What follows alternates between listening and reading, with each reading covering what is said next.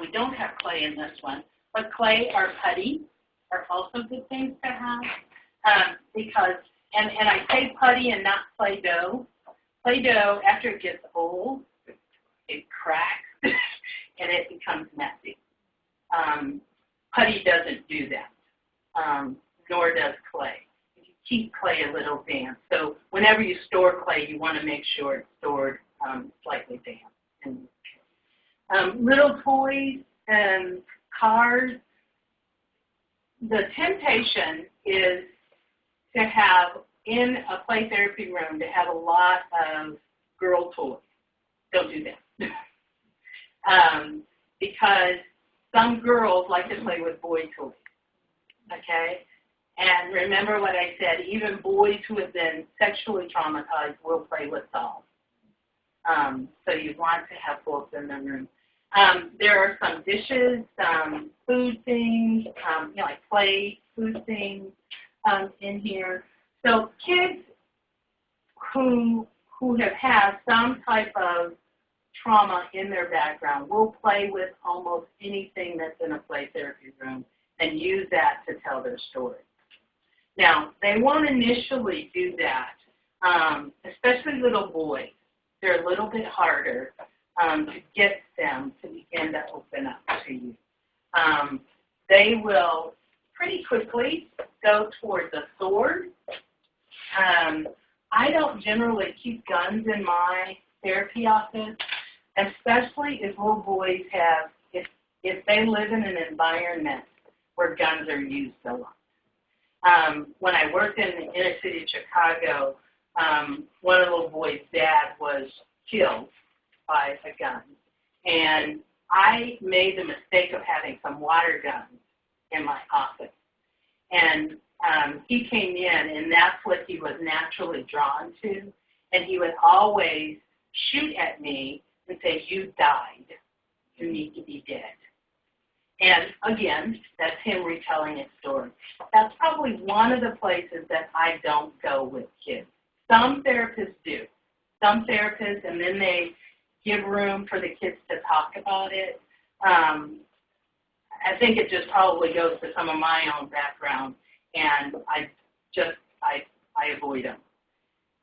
Boys will make anything out of a gun, though. If there's not an actual gun in the room, they will find something else to make a gun out of. And that's what I have found, is they're going to do it anyway. So I'm not preventing them from telling their story, but I don't want to encourage gun usage, especially when I was working in the city of Chicago. So any questions that you guys have? What's the age limit for child therapy? It's kind of set up. You can actually do family therapy in this room. One of the types of play that is done is filial therapy, and that's teaching parents how to play with their children and encouraging them to help their children tell their story. And it's very helpful when there are behavioral problems that kids are having with a parent. And so you help the parent learn how to set limits, but also how to engage with their child. So this is a good, both rooms actually would be good family therapy rooms. You asked me the age, is that right?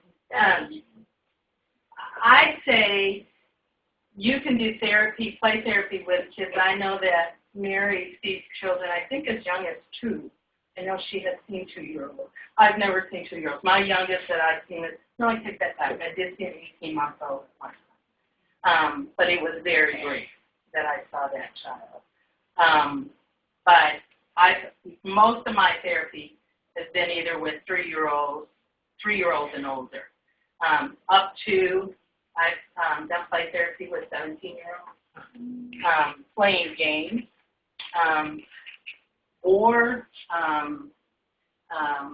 what are some games? Monopoly, Sorry, any of those types of games. Uno is a great game, great card game to play with kids. I also play a game called War. It's a card game that I play with older kids. And like I said, when I'm playing with older kids, we have an idea. They have much more language that they can use. And so we can talk a bit more directly, but not as directly. I worked with a 13-year-old girl who had been molested by her mom's boyfriend, for about 3 or 4 months it went on, and she finally told a teacher at her school, and the teacher reported it, of course, and the mother did very well by this daughter. She put the man out and told her daughter that she was sorry. I've had cases where moms have gone back and forth. Do I want to put the man out or do I want to put you out?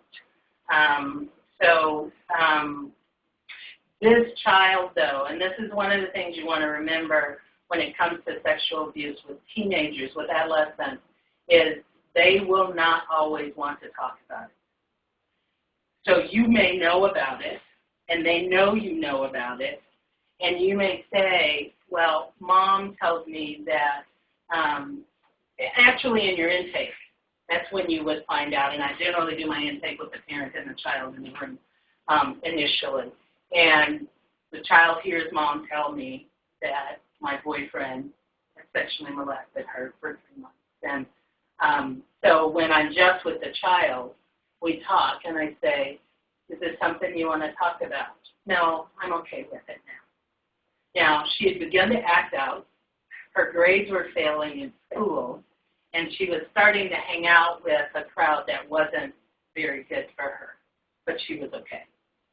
And so that's where we worked. That's what I worked with her on, was the behavioral stuff, even though I knew it was stemming from the abuse. So even though we have some knowledge, awareness, we don't want to push that on the kids. If a kid doesn't want to talk about the abuse issues, don't try to force them to talk. They'll talk when they're ready. She never talked about the sexual abuse with me. We talked about her behavior. We talked about her relationship with her mom. We did some family therapy.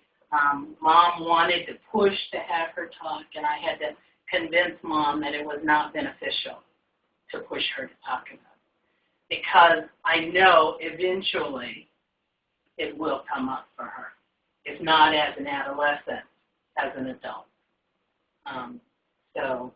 And I did. I talked with her about, this is how it may come out for you later in your life, so you might want to make sure that you do eventually talk about it. Any questions? When the children come to you, do you already know their history? Has there been any case where you uncovered the abuse during the place out? Not with a child, no. I have with adults. There have been adults that I've worked with that have waited long into therapy to bring it up. But usually with kids, the parents know about it and have told me about it. So. Now, if the child wish to say, in the course of time, so she has grown up, and she still refuses to talk about it. Or don't you think that it's something that she put inside, and that it's actually hurting her? It may be. It may be. But we talk about other things depending on the age of the child. If it's like this 12-year-old, 13-year-old that I had, I help her to understand that her behavior is probably as a result of some of the pain that she's feeling. And if she doesn't want to talk about it, it's okay. But eventually I do recommend that you talk about it. If it's a little child, I don't. I know it's going to come out in their play. And so that's where I just kind of focus. Are there any symptoms of child abuse? Nobody knows, the teacher or mother will pick up. Are there any special characteristics? There can be. What do you guys know about if you suspect that a child might be being abused? What are some things that may be present? Anger. Maybe the child might be humping a toy.